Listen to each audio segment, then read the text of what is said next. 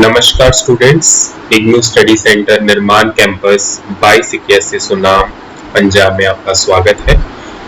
आज हम आपके कंपैरेटिव पॉलिटिक्स में जो यूनिट 3 का चैप्टर है फॉर्म ऑफ गवर्नमेंट्स यानी कि संसदीय सरकार और अध्यक्षात्मक सरकार के बारे में पढ़ेंगे।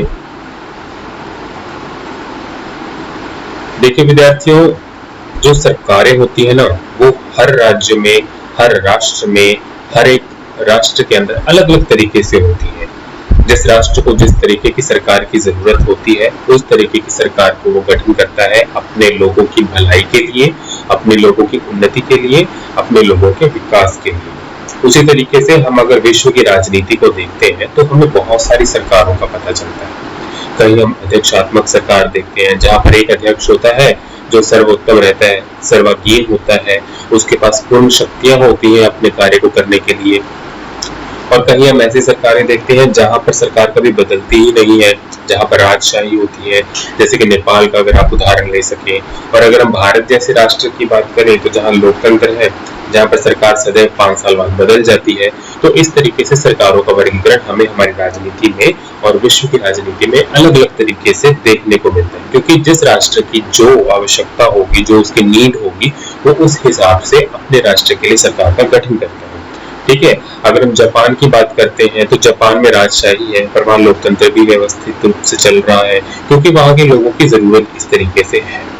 ठीक है, तो हम यूनिट 3 में आगे बढ़ते हुए बात करते हैं कि जैसे कि राजनीति विज्ञान में विशेष रूप से तुलनात्मक राजनीति के क्षेत्र में हम वर्गीकरण के अलग अलग मापदंडों का उपयोग करके राजनीतिक संस्थाओं के विधिक रूप, राजनीतिक प्रणालियां, संविधान, पक्षों और राजनीति के विभिन्न तत्वों का वर्गीकरण करते हैं। ठीक है, तुलनात्मक जो राजनीति होती है उसका मतलब यही होता है कि जहां हम सरकार के विभिन्न रूपों की व्यवस्थित रूप से उनका तुलनात्मक अध्ययन करते हैं। ठीक है, आपने अपने पाश्चात्य विद्वानों में भी पढ़ा होगा कि अरस्तु ने भी शासकों की संख्या के आधार पर अपने वक्त की शासन व्यवस्था की विभिन्न रूपों को वर्गीकृत करने की पहली और ज्ञात कोशिश की थी, और उसके बाद से ये तुलनात्मक राजनीति की परंपरा शुरू हो गई है। ठीक है, अब जैसे जीन बॉटिन जैसे 16वीं शताब्दी के महान थिंकर हुए हैं, मोंटेस्क्यू भी हुए हैं, इन लोगों ने भी 18वीं शताब्दी में दुनिया भर के संविधानों और सरकारों के विभिन्न रूपों का वर्गीकरण किया था।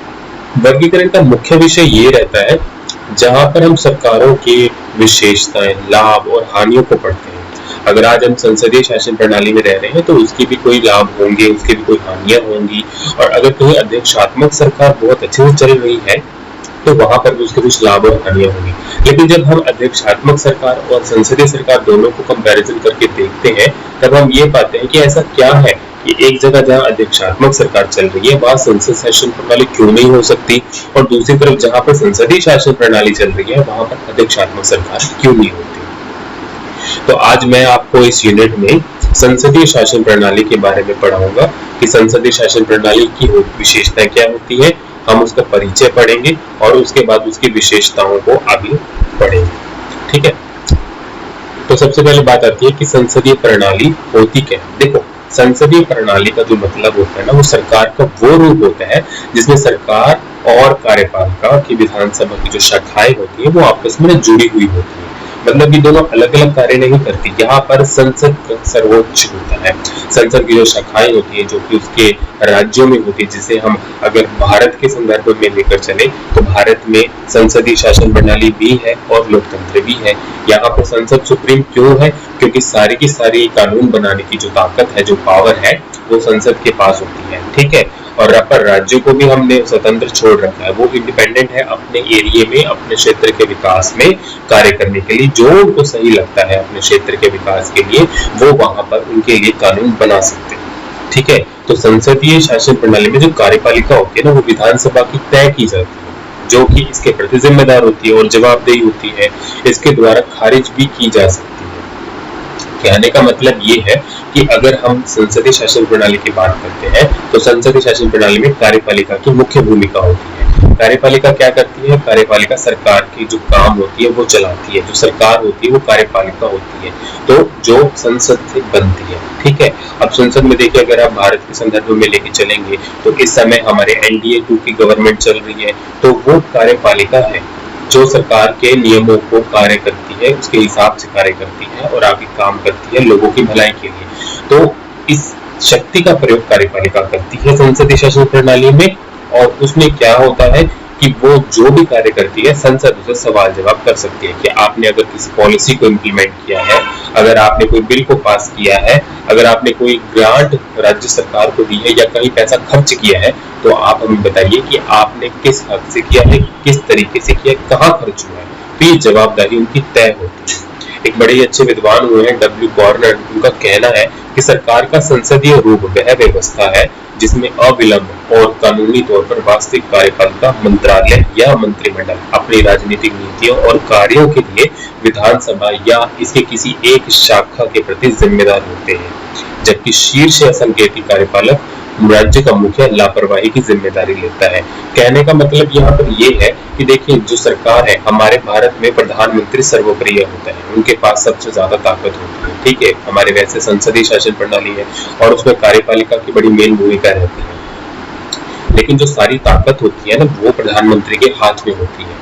तो यहाँ कहने का मतलब ये है कि वो अपने कार्यों को मंत्रालय के मुखियों के तौर पर करवाते हैं। देखिए हर एक कार्यपालिका जो मंत्री परिषद होती है उसका कोई एक न एक मंत्री तो होते हैं, और वो सभी मंत्री किसी न किसी मंत्रालय के मुखी होते हैं। जैसे गृह मंत्रालय है तो गृह मंत्री होते हैं जो पूरे भारत के गृह मामलों को देखते हैं, वित्त मंत्री होते हैं वो पूरे भारत के वित्त मामलों को देखते हैं, रक्षा मंत्री पूरे भारत की रक्षा आंतरिक और बाहरी दोनों तौर पर देखते हैं। तो ये सभी क्या है, ये सभी संसदीय शासन प्रणाली का एक भाग है, क्योंकि हमने कार्यपालिका की बात की है। और कार्यपालिका क्या होती है, जो संसद से बनती है, संसद में ही उसका जन्म होता है और संसद में ही उसकी मृत्यु होती है। तो संसद से वो जन्मती है तो वही उसके प्रति जवाबदेही रखेगी, ठीक है। अगर उससे कोई बात पूछी जाती है तो वो उसका जवाब देगी, ठीक है। तो इस प्रणाली की शुरुआत अगर हम बात करें कहाँ से होती है, ब्रिटेन में हुई थी। अब इसे Bharat, Japan, Germany, Italy, Sweden, Canada, Switzerland, Israel, Australia आदि देशों में अपना लिया गया है, ठीक है। क्योंकि ये प्रणाली काफी कारगर है, अन्य प्रणालियों से भिन्न भी है, इस वजह से इसको इन राष्ट्रों ने अपनाया है। और आप जानते हैं कि भारत में भी संसदीय शासन प्रणाली है, हमारी पार्लियामेंट है जहाँ पर सीटें हैं, हम एमपीज को वोट देते हैं, उनको चुनकर भेजते हैं ताकि वो नीति निर्माण कर सके, ठीक है। आगे चलते हैं। संसदीय प्रणाली अपनी विशिष्ट विशेषताएं होती हैं, ये बात आप बिल्कुल जानते हैं कि जहां अगर हम राष्ट्रपति शासन प्रणाली की बात करते हैं, अगर मैं अमेरिका की बात करूं यहाँ पर, तो अमेरिका में राष्ट्रपति सबसे ज्यादा पावरफुल होता है। वहां पर पार्लियामेंट नाम की चीज है जरूर, लेकिन वो इतनी पावरफुल नहीं है जितनी भारत में है, जितनी ब्रिटेन में है, ठीक है। वहां पर जो राष्ट्रपति होता है वो किसी भी गैर राजनीतिक बंदे को अपनी कैबिनेट में शामिल कर लेता है, ठीक है, उसे मंत्री पद भी दे देते हैं। आपने सुना होगा सेक्रेटरी ऑफ स्टेट होते हैं, सेक्रेटरी ऑफ डिफेंस होते हैं, वहां पर मंत्रियों को सेक्रेटरी कहा जाता है। तो वो राष्ट्रपति शासन प्रणाली है, ठीक है। और भारत में संसदीय शासन प्रणाली है, लेकिन फिर भी ये शासन प्रणाली अपने आप में कुछ भिन्न होती है। तो आइए हम संसदीय शासन प्रणाली की जो विशेषताएं होती है उसके बारे में बात करते हैं। तो सबसे पहली विशेषता होती है दो कार्यकारी प्रमुख होते हैं, ठीक है। दूसरी होती है कार्यपालिका और विधान जो सभा होती है उसके बीच में आपस में संबंध होते हैं, और सामूहिक जिम्मेदारी भी होती है। सरकार का प्रमुख नेतृत्व भी होता है और तय अवधि का भाव होता है। विशेषताएं तो वैसे आमतौर पर बहुत सारी होती हैं, लेकिन हम ये कुछ मुख्य विशेषताएं हैं जिनका हम जिक्र अब करेंगे। चलिए आज हम पहले दो कार्यकारी प्रमुख पहली विशेषता के बारे में पढ़ते हैं। देखिए संसदीय प्रणाली में दो कार्यकारी प्रमुख होते हैं, एक तो राज्य का प्रमुख और सरकार का प्रमुख होता है। दोनों की भूमिका एक दूसरे से भिन्न होती है। राज्य का जो प्रमुख होता है वो मुख्यतः प्रतीकात्मक या कल्पित मुख्य प्रतिनिधित्व होता है। यहाँ मैं आपको एक उदाहरण के तौर पर समझाता हूँ। देखिए भारत में राज्य का जो प्रमुख होता है वो बेसिकली राष्ट्रपति होता है। राज्य यहाँ पर मैं पंजाब हरियाणा को नहीं ले रहा हूँ, यहाँ पर मैं पूरे भारत को एक राज्य के तौर पर बता रहा हूँ। तो राज्य का प्रमुख और सरकार के प्रमुख में फर्क ये होता है कि जो एक राष्ट्र का प्रमुख होता है वो एक होता है जिसे हम इसको मुखिया भी कहते हैं। हमारे यहाँ पर राज्य का प्रमुख होता है राष्ट्रपति, ठीक है, और सरकार का मुखी होता है प्रधानमंत्री। संविधान ने सारी कार्यकारी शक्तियां राष्ट्रपति को दी है, लेकिन साथ में एक बात भी कही है कि जो राष्ट्रपति होता है वो अपनी इन शक्तियों का प्रयोग अपनी एक मंत्री परिषद की सलाह पर करता है, जिसका मुख्य कार्यपालक अध्यक्ष होता है, यानी कि सरकार का मुखी होता है प्रधानमंत्री, ठीक है। उसकी जो मुख्य भूमिका है ना वो मुख्य रूप से गैर राजनीतिक औपचारिक प्रतीकात्मक और अनुष्ठानिक होती है। कहने का मतलब ये है कि अगर आप यहाँ पर संसदीय शासन प्रणाली की बात करें तो यहाँ पर दो प्रमुख होते हैं। उन दो प्रमुखों में पहला प्रमुख होता है राष्ट्रपति, ठीक है, दूसरा होता है प्रधानमंत्री। और भारत में क्या है, राष्ट्रपति एक सिर्फ मोहर के समान है, वो सोने के पिंजरे में रहता है, उसे जो कहा जाए वो करता है। वो इसीलिए कहते हैं कि भारत की राजनीति में एक बात कही जाती है कि जो राष्ट्रपति होता है वो एक मोहर होती है, सिर्फ एक स्टैंप होता है। जो असली पावर होती है वो प्रधानमंत्री के हाथ में होती है, ठीक है, जिसके पास वास्तविक शक्ति होती है, जिसकी शक्ति के सरकार का मुखिया के पास होती है। राज्य का मुखिया या तो वंशानुगत होता है और निर्वाचित होता है। कहने का मतलब ये है कि देखिए संसदीय शासन प्रणाली में क्या होता है कि कुछ सरकारों में ऐसा होता है कि जो वहां की सरकार का मुखिया होता है या तो वो वंशानुगत होता है कि वंश के हिसाब से चलता है। अगर आप ब्रिटेन को यहाँ पर लेंगे तो ब्रिटेन में क्या होता है, क्वीन, अब आगे उनके बच्चे हैं तो उनके बच्चों में से कोई एक वहां पे किंग बन जाएगा, ठीक है, ये उन्हीं के खून से ही चलेगा। जो उनके फैमिली मेंबर्स होंगे, जो उनका वंश चला आ रहा है पहले से ही, वो ही उनके राष्ट्र का प्रमुख होगा। लेकिन अब भारत में क्या होता है, हम राष्ट्रपति को चुनते हैं, हम राष्ट्रपति के कोई पारिवारिक सदस्य को नहीं कि टाइम टू टाइम अगर स्टार्टिंग में जो हमारे राष्ट्रपति बने थे उनके बच्चे आगे, उनके बच्चे आगे, उनके बच्चे, ऐसा चल रहा है नहीं। अब तक जितने भी राष्ट्रपति हुए हैं हमने सबको चुनना है, हमने उनको वोट नहीं दिया, बल्कि हमने उनको इनडायरेक्ट नहीं, बल्कि हमने इनडायरेक्ट तौर पर वोट दिया है। कैसे, हम राज्यसभा लोकसभा में अपने प्रतिनिधित्व भेजते हैं, हम जो हमारे एमपी एमएलए होते हैं हम उनको चुनते हैं, ये आगे राष्ट्रपति के चुनाव में भाग लेते हैं, ठीक है। तो हमारा जो राष्ट्रपति होता है यानी कि जो राज्य का मुखी होता है, जो राष्ट्र का मुखी होता है, वो एक हेरिडिटरी नहीं होता, वो वंशानुगत नहीं चुना जाता, वो चुनाव के साथ आता है, ठीक है। और वहीं जब हम सरकार की प्रमुख की बात करते हैं तो वो भी भारत में चुना ही जाता है। वो भी क्या होता है कि हम पहले एमपी चुनते हैं, हम आम लोकसभा के चुनाव आप लोगों ने सुना होगा, लोकसभा के चुनाव होते हैं और लोकसभा के चुनावों के बाद सरकार बनती है, जिसको मेजोरिटी मिलती है, जो बहुमत में आता है वो ही आगे जाके उन्हीं में से एक जो उनका नेता होता है उसको ही हम प्रधानमंत्री चुनते हैं, जिसको हम सरकार का मुख्य बोलते हैं, ठीक है। अब देखिए जहाँ वंशानुगत होता है ना वो है Britain, Spain, Belgium, Denmark, Netherland और जापान। इसमें राज्य के जो प्रमुख होते हैं ना वो संवैधानिक सम्राट ही होता है। आपने सुना होगा ब्रिटेन की महारानी जब भी वहां पर पार्लियामेंट बैठती है उनके पहले जो सेशन होते हैं उसका अध्यक्ष वो करती है, वो उनके टाइम टू टाइम काम का रिव्यू भी करती है। लेकिन भारत में राष्ट्रपति ऐसा कभी नहीं करता कि वो टाइम टू टाइम रिव्यू करता है, लेकिन हाँ वो जरूरी मामलों पर उनसे सलाह मशवरा और उनसे पूछ सकता है, ठीक है। जब हम दूसरी बात करते हैं तो ये होता है भारत की। भारत में क्या होता है, Bharat, German, Italy, Austria, Ireland और इजराइल जैसे जो अन्य राज्यों में राज्य का चयनित मुखिया होता है, जिसमें राज्य अध्यक्ष कहा जाता है। राज्य के प्रमुख के पास बहुत सी अनुष्ठानिक शक्तियां होती हैं और वह इनसे बहुत से काम करता है। हमने राष्ट्रपति को बहुत सारी कार्यकारी शक्तियां दे रखी हैं जिसको वो कुछ हद तक अपनी मनमर्जी से भी करता है, जिसे हम उसके विवेकाधिकार भी कहते हैं। जैसे कि जब सरकार बनती है तो सरकार के सभी मंत्रियों को वो शपथ दिलाता है, प्रधानमंत्री को औपचारिक तौर पर वो शपथ दिलवाता है, ठीक है। जो अधिकारी मुखिया होते हैं उनको वो स्वीकृति प्रदान करता है। अगर हमने विदेशों के साथ कोई संधि की है, अगर हम बाहर कहीं जाके संधि करते हैं तो ऐसा नहीं है कि प्रधानमंत्री बाहर जाके संधि करके आ गए हैं, उन्हें भारत में आकर वो कागजात राष्ट्रपति के दफ्तर में जमा करवाने होते हैं और राष्ट्रपति की मोहर लगने के बाद, उनकी सिग्नेचर होने के बाद वो संधि स्वीकृति की जाती है। क्योंकि भारत एक संसदीय शासन प्रणाली को अपनाता है तो यहाँ पर जो राष्ट्र का मुखी होता है यानी कि जो राष्ट्रपति होता है उसके पास सारी पावर्स होती हैं, तो इसलिए उसके नाम से प्रधानमंत्री प्रयोग करते हैं।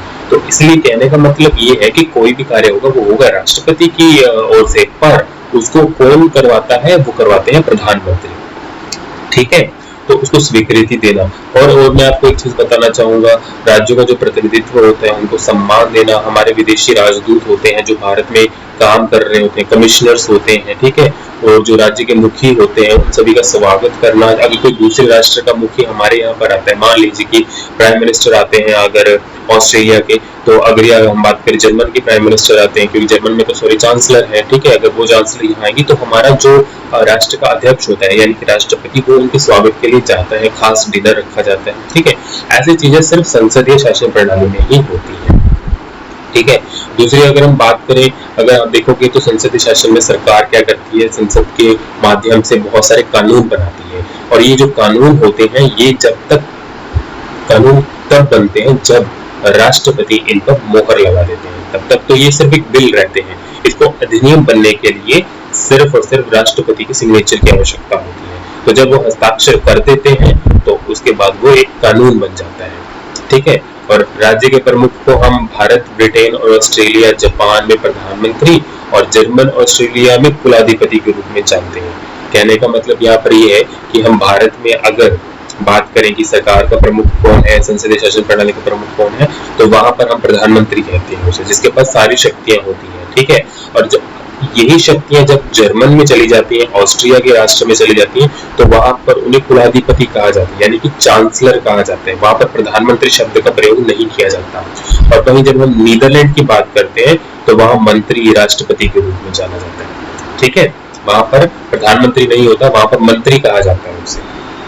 चलिए अब हम उसकी दूसरी विशेषता को पढ़ते हैं, कार्यपालिका और विधानसभा का संलयन।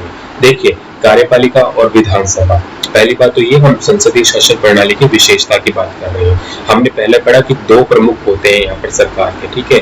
दूसरी बात आती है कार्यपालिका। देखिए, अगर राज्य की बात करें तो यहाँ पर विधानसभाएं होती हैं, ठीक है, इनकी खुद की कार्यपालिका होती है। और संसदीय प्रणाली में सरकार की विधायी और कार्यकारी जो शाखाएं होती है ना, उनके बीच में एक आपस में संबंध होता है, उनमें शक्तियों का विभाजन किया जाता है, जो सरकार के अंगों के अधिकार का विलय करने वाले एक संवैधानिक सिद्धांत को संदर्भित करती है। कहने का मतलब ये है कि कार्यपालिका और विधानसभा ये आपस में संबंधित होती है। मैंने आपको पहले भी बताया था कि संसदीय शासन प्रणाली में क्या होता है कि प्रधानमंत्री होता है। प्रधानमंत्री क्या करते हैं, अपने एक कैबिनेट का निर्माण करता है, ठीक है। लेकिन प्रधानमंत्री की पूरी कैबिनेट जो होती है उसे मंत्री परिषद कहा जाता है।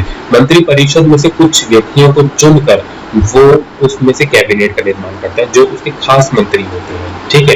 कहने का तात्पर्य ये है कि ये आपस में किसी न किसी तौर पर संबंधित होते हैं कार्य करने के लिए, क्योंकि कार्यपालिका जो होती है वो मुख्य रूप से संसद के प्रति जवाबदेही होती है। संसद में ही उसका जन्म होता है और संसद से ही वो निकलती है और संसद में ही उसकी मृत्यु होती है। कहने का मतलब ये है कि जब कोई सरकार बनाता है तो कार्यपालिका का जन्म संसद से होता है और संसद और कार्यपालिका आपस में बहुत ही संबंधित होते हैं। क्यों? क्योंकि सारे काम तो संसद की तरफ से ही होने होते हैं। अगर कार्यपालिका ने कोई बिल बनाना है, अगर मान लीजिए हमने अभी किसानों का मुद्दा चल रहा था, किसानों के मुद्दे को लेकर अगर कोई बिल पास करना है या जो बिल पास हो चुका है उसमें अगर अमेंडमेंट करनी है, उसमें अगर संशोधन करना है, तो ये कौन करता है? ये सिर्फ और सिर्फ पार्लियामेंट कर सकती है। और पार्लियामेंट में ये कौन करवाएगा? पार्लियामेंट में कार्यपालिका करवाती है, ठीक है। अब पार्लियामेंट में एक और चीज आपको बता देता हूँ, विश्वास मत की बात आती है। देखिए, प्रधानमंत्री चुना और कहाँ से निकलता है? वो बनता है संसद से, ठीक है। संसद में कार्यपालिका का जन्म हुआ, मैंने आपको ये चीज पहले भी बताई, और वहीं उसकी मृत्यु भी होती है। कहने का मतलब कि वहीं पर वो बनती है और वहीं पे वो खत्म होती है। अब खत्म होने का तो मतलब आप लोगों को पता लग गया होगा, अविश्वास प्रस्ताव। देखिए, जब सरकार बन जाती है, कई बार क्या होता है कि वो जनता की उम्मीदों पर खड़ी नहीं कर पाती, ठीक है। तो उस समय सरकार क्या करती है, जो विपक्षी पार्टी होती है वो अविश्वास प्रस्ताव लेकर आ सकती है। जिसका मतलब ये होता है कि अगर सरकार दिए हुए दिशा निर्देशों पर कार्य नहीं कर रही है, जो कार्य उसको दिया गया है, यानी कि जनता का विकास अगर वो नहीं कर पाती, तो संसद उसे उसके कार्य से हटा सकते हैं, यानी कि कार्यपालिका को खत्म किया जा सकता है। अविश्वास प्रस्ताव को पारित करके सरकार अपने कार्यकाल को पूरा होने से पहले ही खत्म कर दिया जाता है, ठीक है। अविश्वास प्रस्ताव मत विधानसभा के बहुमत का एक मत होता है, जो सत्ताधारी प्रधानमंत्री में विश्वास की कमी को दर्शाता है। प्रधानमंत्री अपने कार्यकाल की समाप्ति से पहले विधानसभा को भंग कर सकता है और नए चुनाव की आज्ञा भी दे सकता है, ठीक है। ऐसा नहीं होता है कि एक बार जो प्रधानमंत्री बन गया तो 5 साल तक उसने काम करना ही करना है। अगर वो काम नहीं करता तो उसे हटा भी दिया जाता है। तो ये संसदीय शासन प्रणाली की एक खास विशेषता है। चलिए अब हम आगे विशेषता पे पहुंचते हैं। आगे आते हैं सामूहिक जिम्मेदारी। देखिए, सामूहिक जिम्मेदारी का जो सिद्धांत है ना, वो संसदीय शासन प्रणाली में बहुत अहम भूमिका रखता है। मैंने आपको इससे पहले भी बताया था कि सरकार बहुत सारे काम करती है, ठीक है। मंत्री परिषद का निर्माण संसद में होता है, मंत्री परिषद संसद से ही बनती है, संसद से खत्म हो जाती है। और अगर कोई काम उसने मान लीजिए कि हमने इंडिया में एक सोलर प्रोजेक्ट लगाना है, ठीक है, सोलर प्रोजेक्ट हमने लगाना है, उसके लिए हमें पैसा चाहिए। पैसा कहाँ से मिलेगा? पैसा हमें मिलेगा संसद से। जब हम बिल संसद में रखेंगे कि हमने इंडिया में सोलर प्रोजेक्ट को लगाना है और उस प्रोजेक्ट के लिए हमें पैसों की आवश्यकता है, तो वो पैसा हमें संसद देगी। ठीक है, संसद ने हमें पैसे दे दिए, ठीक है, मंत्रिमंडल ने ये बिल पास करवा लिया। उसके बाद क्या होता है, वो पैसा सही लग गया इसका कौन बताएगा? संसद थोड़ी ना उठ के जाएगी देखने के लिए कि हाँ जी पंजाब के बरनाला ये सुनाम में ये सोलर प्रोजेक्ट लगा था, इसको जाकर चेक करके आओ। इसके लिए क्या होता है कि जो सरकार होती है, जो कार्यपालिका होती है, जो मंत्रिपरिषद होती है, उसे संसद के सामने वो सारी इंफॉर्मेशन देनी पड़ती है कि जी हमने इतने प्रोजेक्ट के लिए इतने पैसे जो संसद से लिए थे, वो हमने इतने प्रोजेक्ट इतने पैसे इस जगह पर लगा दिए हैं। तो ये क्या हुआ, ये उसकी जिम्मेदारी बनती है। और जब हम बात सामूहिक जिम्मेदारी की करते हैं तो आप भी जानते हो कि कार्यपालिका यानी कि जो मंत्री परिषद होती है उसमें बहुत सारे मंत्री होते हैं। हर मंत्री अपने अपने विभाग का मुखिया होता है, जैसे कि गृह मंत्री गृह मामलों के मुखिया होते हैं, शिक्षा मंत्री एचआरडी मिनिस्टर्स होते हैं जो कि एजुकेशन से रिलेटेड काम करते हैं। इसी तरीके से टेक्सटाइल है, अल्पसंख्यक मामलों के मंत्री भी होते हैं, ठीक है, संसदीय मामलों के मंत्री होते हैं। क्या होता है कि ये ना अपने अपने काम करते हैं, इनको अपने अपने डिपार्टमेंट में अपने अपने काम दिए जाते हैं कि आपको अपने डिपार्टमेंट को चलाइए, लोगों की डेवलपमेंट के लिए जो भी पॉलिसीज बनाने की जरूरत है आप वो बनाइए। लेकिन क्या होता है कि अब संसद को तो नहीं पता ना कि वहां पर क्या चल रहा है क्या नहीं चल रहा है, उसे तो टाइम टू टाइम रिपोर्ट चाहिए। ठीक है, अगर मान लीजिए कोई गड़बड़ हो जाती है तो पूरा का पूरा मंत्री परिषद ही उसके लिए जिम्मेदार हो जाता है कि बताइए कि आपकी सरकार में ऐसा क्यों हो गया। ठीक है, अब आप फार्मर बिल्स की बात ले लीजिए, जब फार्मर्स बिल की बात आई तो सरकार को पूरा घेरा, हमने कृषि मंत्री को भी घेर रखा था लोगों ने, ठीक है, प्रधानमंत्री को भी पॉइंट आउट किया जा रहा था, बार बार मोदी सरकार के खिलाफ भी बात की जा रही थी। ठीक है, इसी तरीके से कहने का मतलब ये रहता है कि अगर मान लीजिए कोई ऐसी कार्रवाई हो जाती है जिसमें सरकार अपनी जिम्मेदारी से परे हट जाए तो सामूहिक जिम्मेदारी में उसे पद से हटाया भी जा सकता है। मैंने आपको पहले बताया अविश्वास प्रस्ताव होता है कि किसी एक मंत्री की गलती की सजा पूरे मंत्रिपरिषद को भी मिल सकती है, ऐसा हमारे यहाँ संसदीय शासन प्रणाली में व्यवस्था होती है। ठीक है, तो ये संसदीय शासन प्रणाली की सामूहिक जिम्मेदारी की बात थी। उसके बाद हम बात करते हैं सरकार के प्रमुख नेतृत्व के तौर पर।